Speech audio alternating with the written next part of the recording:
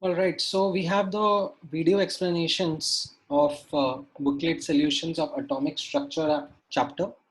Now, as part of this video, the questions that I have covered are mentioned in front of you in the FBO section, question number 1 to 15 and 57 and 58.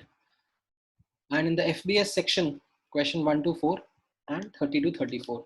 The questions are based on two concepts. One is quantum theory of light and the other is photoelectric effect. Now let's go question by question and discuss the solutions.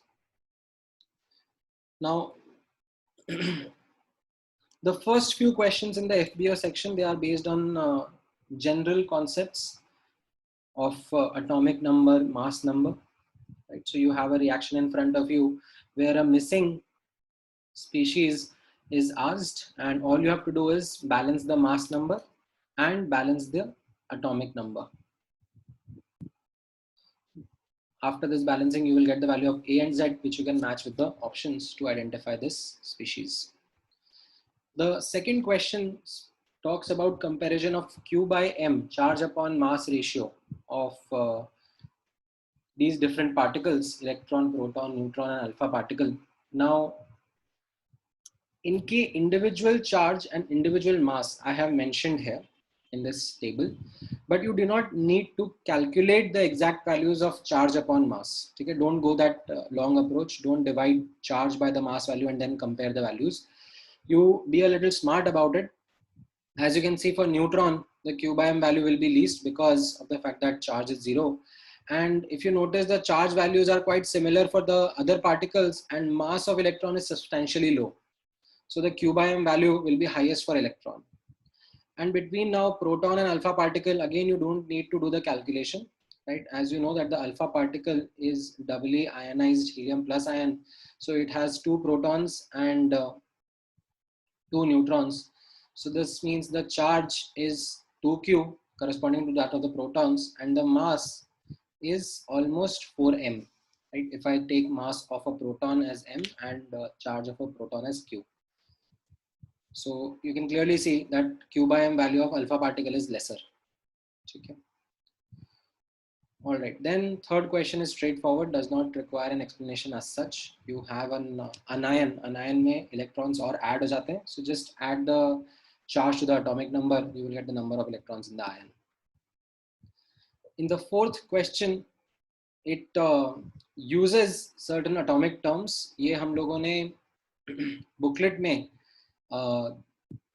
when you refer to the theory part in the booklet, you will realize that there are these various terms that are used for different types of atoms. And these terms used in the question, isotope, isobar, isotone, these are some simple terms which you can clearly read out from the definition and examples given. And you have to remember them because these terms are going to become part of many future questions also. So if I say isotones, then you should know what the definition is and cite 1 or 2 example of it, right? So isotones, yahan par actually the question actually talks about these two substances who have the same number of neutrons, as you can see from the calculation, and that is what they correspond to. They are isotones. Isotopes have the same atomic number. Isobars have the same mass number.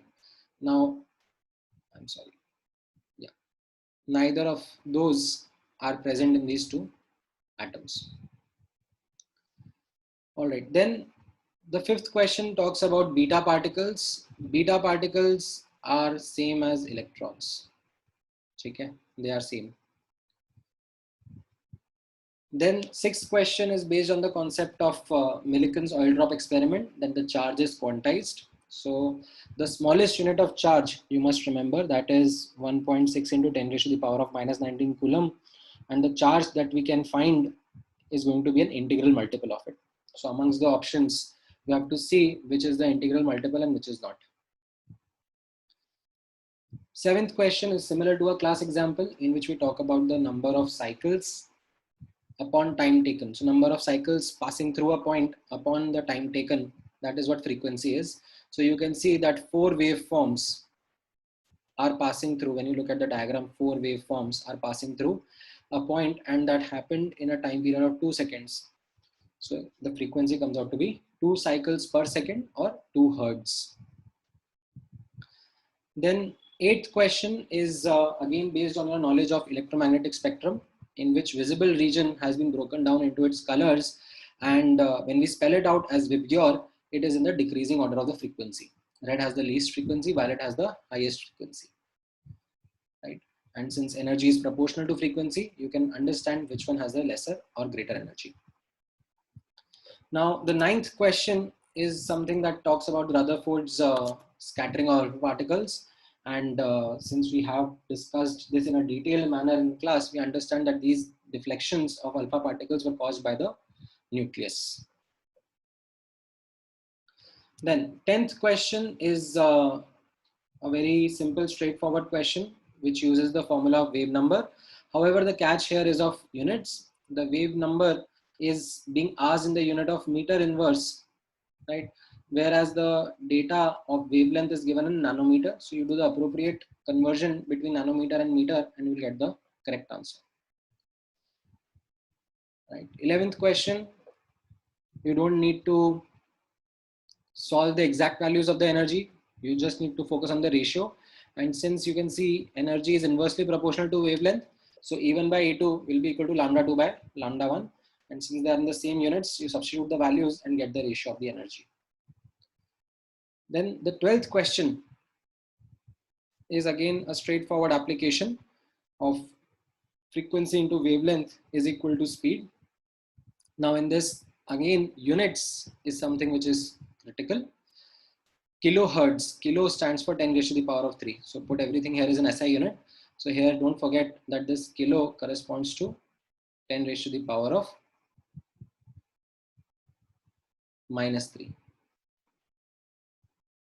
Or not minus 3, sorry, 10 raised to the power of 3. Then 13th question. This is again something quite similar to the class examples, where you have a source of light and you have been given that its rating is some 100 watts or 1000 watts, right? It's a 1000-watt radio, and in a time frame of 1 second, because the question says that the number of photons per second, so time frame is 1 second, how many photons are going to be emitted, right? So energy emitted will be power into time, and by the quantum theory of light, we know that this energy of light is quantized in the energy of photons. So if n is the number of photons and h nu is the energy of each photon, again take care of the units, 880 kilohertz likha hua hai. So again kilo ka 10 raised to the power of 3 mat bhulna, you will get the correct value of n. Okay, and the options are quite close to each other, so you will have to do an exact calculation. In the 14th question, actually the options are quite far away from each other, so thoda sa approximate calculations aap kar sakte ho. That was an important learning from this question, right? There were these two important learnings. One is the comprehension.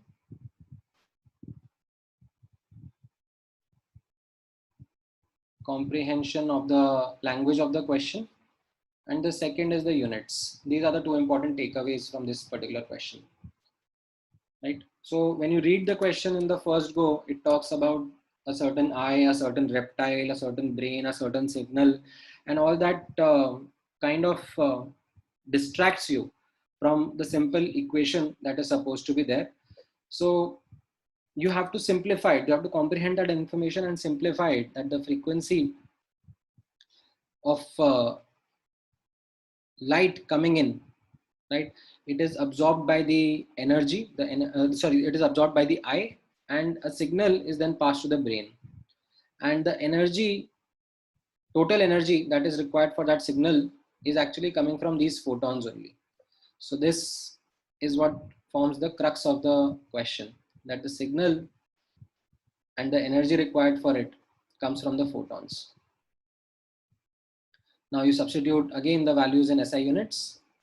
You have been given the energy in joules, so that's not really a problem. It is in SI units. The other values of wavelength and H and C, you put it in the SI units and you'll get the correct value of N. And as I said, in this case, the calculations can be done in a crude manner because the options are quite far away from each other. So even if you work with the power of 10 ka calculation, you should be able to get the answer. All right, now in the 15th question, again thoda sa comprehension ka zarurat hai. What the question says is that there is a dye which absorbs photons and emits photons, right? And when we say absorbs and emits photon, it is absorbing energy and emitting energy. And this is a given piece of information in the question that 50% of the absorbed energy is emitted. Now, from the quantum theory of light, we understand that this energy can be written as number of photons into energy of each photon. And this HC term can be cancelled out on either side, which gives us the ratio of number of photons emitted upon number of photons absorbed, right? NE stands for photons emitted, NA stands for photons absorbed. Lambda E is the wavelength of the photons emitted, and lambda A is the wavelength of the photons absorbed. All right.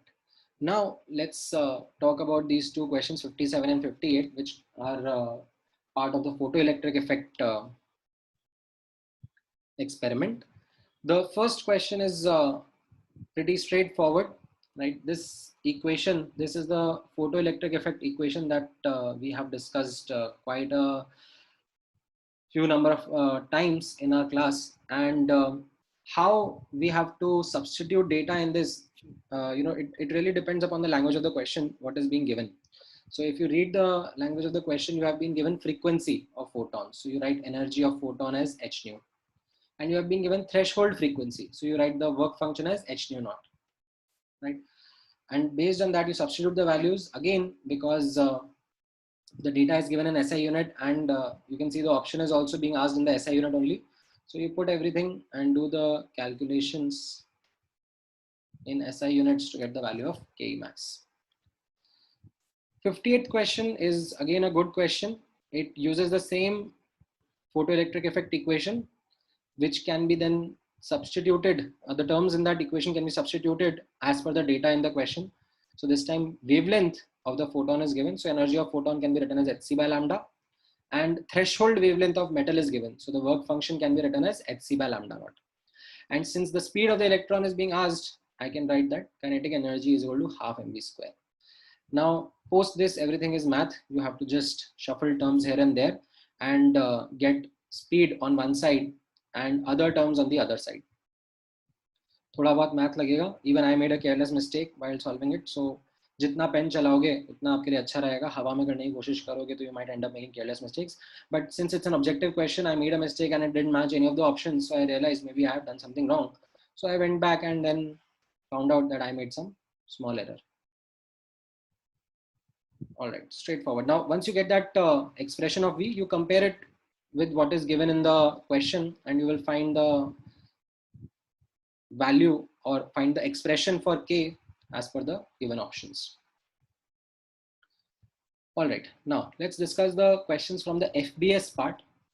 Now in the FBS part, the first few questions are again from the quantum theory of light, and they are all based on the same concept that energy emitted is quantized and can be written as n into hc by lambda, where n will be the number of photons and hc by lambda corresponds to the energy of each photon. So since the data given is of power and time, and the calculation is being done in the frame of per second, so time taken is 1 second, power rating is given to you, substitute the SI values and you'll get the value of wavelength. Now, since you got the calculation in SI unit, what you will get is actually also in SI units, but because I have done the interconversion, I have reported the answer here in the units of nanometer. Okay. Although question doesn't mention in what unit you should give the answer, you could have given the answer in the units of meter also. That's also fine. Okay. Now, in the second question,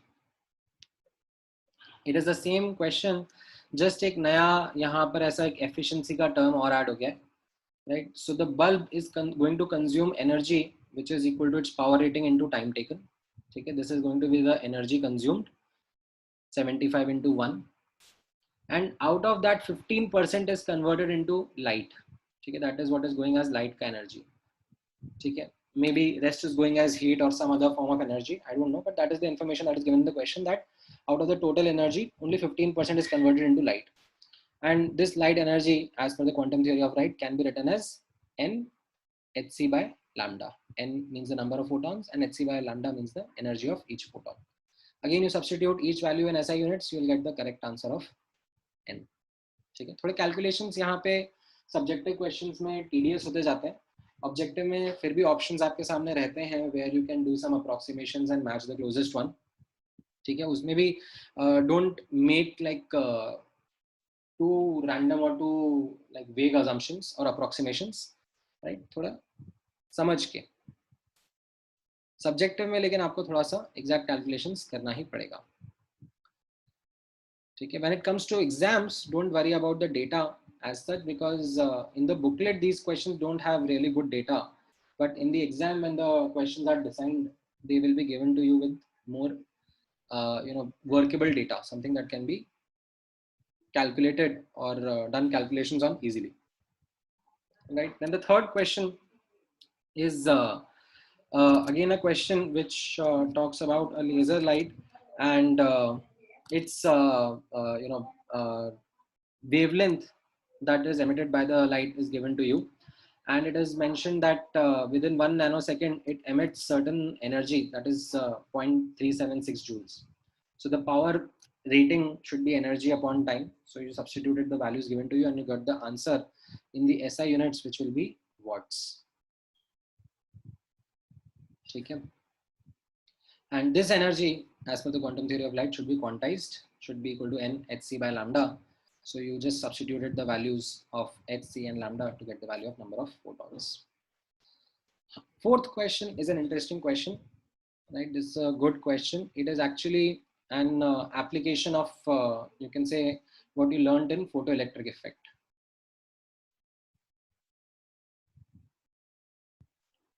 It is not exactly the same thing, but the underlying concept is same, that you have an iodine molecule and a photon strikes and breaks the bond, and then two iodine atoms are formed. Okay.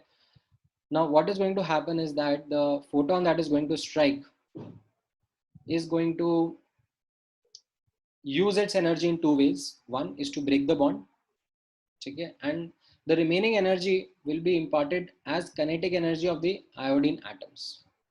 Okay, since यहाँ पर दो iodine atom है, what I should get from the equation is the total kinetic energy imparted to both the atoms, right? And since no other data is mentioned, what I would say is that that kinetic energy is, say, equally distributed between the two. Okay, it might not be possible. It might be possible that uneven distribution may also occur, but उसके लिए और data लगना चाहिए question में. That is not given to us. So यहाँ पर ध्यान से observe करना, one photon breaking one bond. ठीक है, this is important. One photon breaking one bond and ejecting two atoms with certain kinetic energy, right? Now, the reason why I highlighted it, because the data in the question is not that pleasant. So you need to first get it down to this level. So you have been given the wavelength of the photon. So that's perfect. You substitute it in the formula of hc by lambda and you will get energy of one photon. ठीक है, in joules. SI units में डालोगे, SI unit में मिल जाएगा. However, the bond energy that has been given is something that is given to as 240 kilojoule per mole. Okay, this is for 1 mole of bonds, but I don't want for 1 mole of bonds, I want for a single bond. So that's also something that you can do. So convert the first kilojoule into joule, right? For kilojoule you wrote 10 raised to the power of 3 joule, and for mole you wrote that 1 mole is equal to 6.02 into 10 raised to the power of 23 bonds. So you substituted the value and you got the answer of bond energy at a per bond level. That is something that you can substitute in the formula. So you substitute these two values, the energy of photon and the bond energy per bond, and then you will get 2 times kinetic energy, because kinetic energy of each iodine atom is being asked. So that's why I did 2 here. And then you solve this, thoda sa math lagega wapas se, and you will get the answer as this value. ठीक है? So this was something which was a photoelectric effect के जैसा application, that the energy of photon is being used in two ways, one to break the bond and the remaining energy is imparted as kinetic energy to the atoms. ठीक है? तो इसमें एक तो ये concept लगा, ठीक है? This was something that was an interesting application of that concept. And the second tricky part of the question was the fact that you had to work with the data, and that data goes at a one photon, one bond and the two atom ka level. So energy of photon wasn't really a problem, but I think, yeah, this again took some time for you to comprehend that the bond energy is given in kilojoule per mole. So you need to first convert it into per bond level. ठीक है? आप इस तरीके से बोल सकते हो कि एक मोल बॉन्ड को ब्रेक करने के लिए, आप इसमें यूनिटरी मेथड भी यूज कर सकते हो. ठीक है? बॉन्ड कितने हैं और एनर्जी कितना लग रहा है, तो एक मोल को ब्रेक करने में 240 किलो जूल लग रहा है. ठीक है? तो एक मोल मतलब कितना होता है? 1 mole is equal to Na, है ना, एवोगैड्रोस नंबर. तो एक बॉन्ड को ब्रेक करने में कितना लगेगा? तो you can do the cross multiplication and get the answer in kilojoule, but kilojoule को भी जूल में कन्वर्ट करना जरूरी है. So k को 10 की पावर 3 से रिप्लेस कर देना. ठीक है? ताकि जूल्स में आंसर आ जाए, because joules is the S I unit, not kilojoules. ठीक है?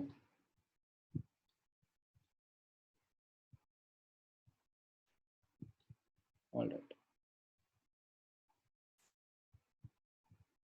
Then some more question from the FDS section, which are based on photoelectric effect. Now, each of these questions is a good question for someone who has just started to understand photoelectric effect, because the language of these questions is what is the killer. Language comprehend करना is, मतलब सब में एक ही equation use होगी. ठीक है? मैं आपको दिखाऊंगा थोड़ा टाइम में. Energy of photon is equal to work function plus ke max. सब में यही एक equation use होने वाली है. ठीक है?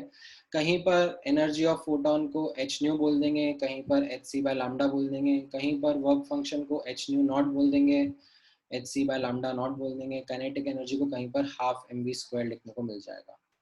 ठीक है? But what is the killer part of these questions is their language, जहां पर lot of students get stuck.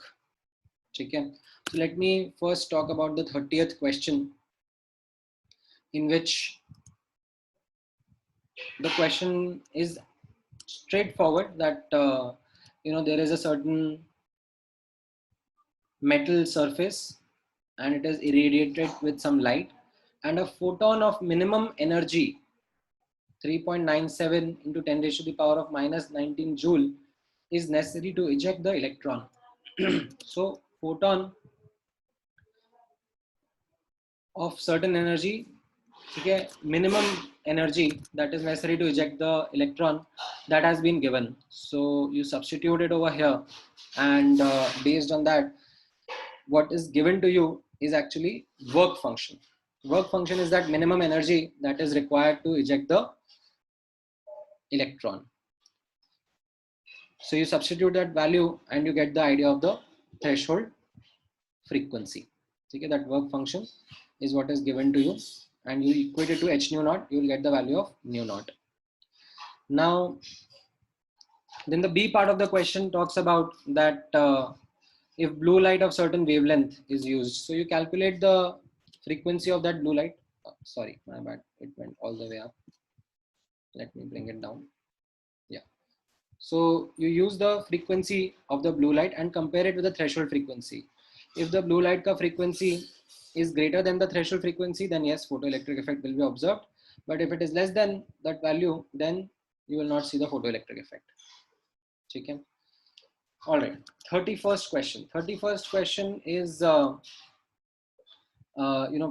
relatively easier. The language is not that difficult. You have been asked the threshold wavelength and you have been given the work function. So you know the relationship between the two, that phi is equal to hc by lambda naught. And since you would have studied the simplified units of electron volt, right, you can write that phi in electron volt can be written as 12400 upon lambda in angstrom. Okay. And that is something that you can substitute directly over here to quickly calculate the values of the wavelength in angstrom. And if you need to report it in nanometer, that's also fine, okay, for different metals. So 31st is a straightforward question. Now 32 is again a good question, and this is something which is again where the language is quite crucial. So you have been given the energy required to stop the ejection of electrons. Now energy required to stop the ejection of electrons.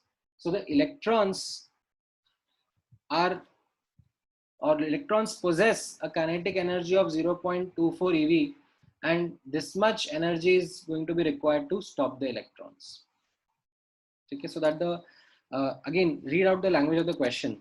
The energy required to stop the ejection of electrons from copper plate is 0.24 eV. So what it says is that the kinetic energy of the ejected electrons is 0.24 eV.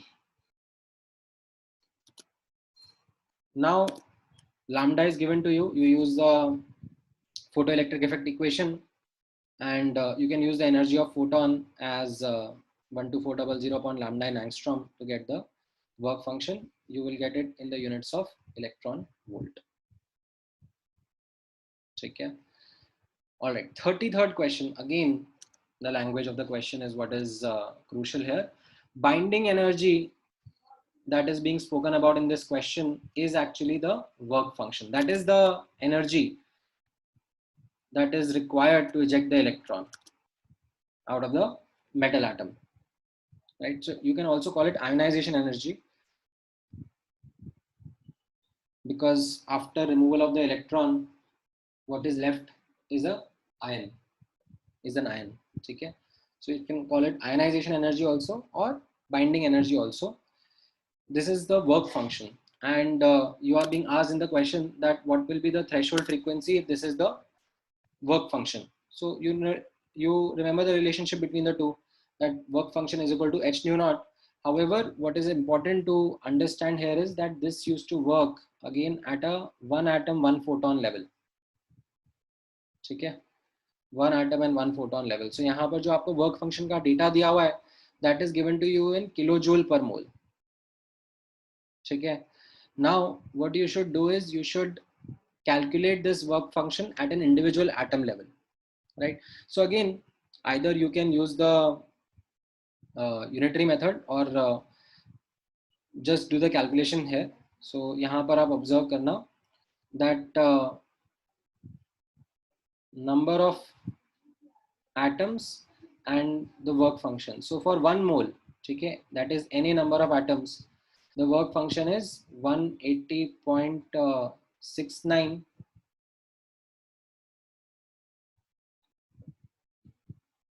Kilojoule. ठीक है, तो into 10 की power 3 joules कर लेता हूँ, joules में करेंगे यहाँ पर. तो एक एटम के लिए कितना लगेगा? You do that inter conversion and you will get the value. ठीक है, or you could have just converted the mole here. That mole is equal to 6.02 into 10 की power 23 atom, and kilojoule is 10 raised to the power of 3 joule. वैसा भी आप यहाँ पे लिख सकते हो. And right hand side is definitely, you know, the value of h. You substitute it over here, you get the value of nu naught. ठीक है. All right. 34th question. 34th is a really good question. ये इतना easily strike नहीं होता. This is something wherein if you have done it by yourself, then great. It uses the concept of accelerating voltage, which is not something that I have taught you in the class. I have taught you about stopping voltage, stopping potential, right? So, but अब आपको थोड़ा English तो समझ में आता ही है. तो stopping potential used to stop or deaccelerate the electrons, whereas accelerating voltage would be something that will increase the kinetic energy or accelerate the electrons. Okay. Now, before getting into accelerating voltage, let me remove that complexity. ठीक है, एक बार के लिए आप भूल जाओ कि आपको कुछ ऐसा accelerating voltage वाला part दिया हुआ है in the question.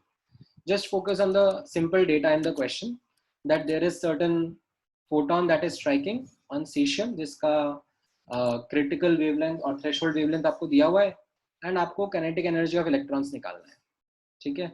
So you just focus on the data that is given, that 400 nanometer or 4000 angstrom का photon is striking, and the critical wavelength or the threshold wavelength is 660 nanometer or 6600 angstrom, and you get the calculation in electron volts of the kinetic energy of the electrons that are ejected, ठीक है. अभी there is no accelerating voltage, no nothing, ठीक है.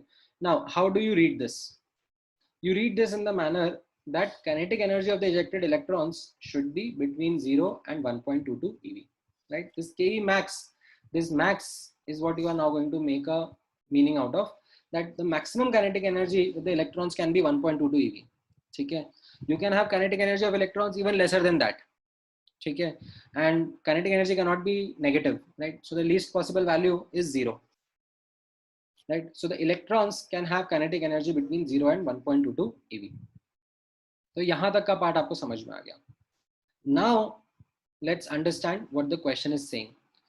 Now all these electrons are accelerated through 2 volts, which would increase their kinetic energy. How much it would increase their kinetic energy? This is something that we have done in the class, that delta Ke is equal to QV, ठीक है. So यहाँ पर if you apply or push the charge of electron and the potential difference of 2 volt, ठीक है, charge of electron कितना आ जाएगा, 1.6 into 10 की power minus 19 coulomb, and potential energy कितना potential difference रहेगा, 2 volts. So you will get 1.6 into 10 की power minus 19 into 2 joules. Coulomb into volts is joules, but you convert it back to electron volt, you will get the answer as that the change in kinetic energy will be 2 eV, ठीक है. The increase in kinetic energy will be 2 eV. So even the slowest electrons which were there that had zero kinetic energy, almost zero, उनका kinetic energy भी 2 eV से बढ़ गया, and the ones which had 1.22 eV, उनका kinetic energy भी 2 eV से बढ़ गया. So this is your final answer of the range of kinetic energy that the electrons are going to possess, 2 eV to 3.22 eV, ठीक है. So इस question को solve करने के लिए एक बार के लिए पहले आपको एक्सेलरेटिंग वोल्टेज का आइडिया निकाल देना है अपने दिमाग से. Just simply understand what is happening in the question, that a certain photon is striking, and as a result the kinetic energy of the electron would lie between 0 and 1.22 eV, ठीक है. Now the accelerating voltage you apply here, which will increase the kinetic energy of the electrons. By how much it will increase, we know it by calculations, it will be 2 eV. So you add that much amount of kinetic energy to the slowest and the fastest electrons to get the new range of the kinetic energy of the electrons. All right.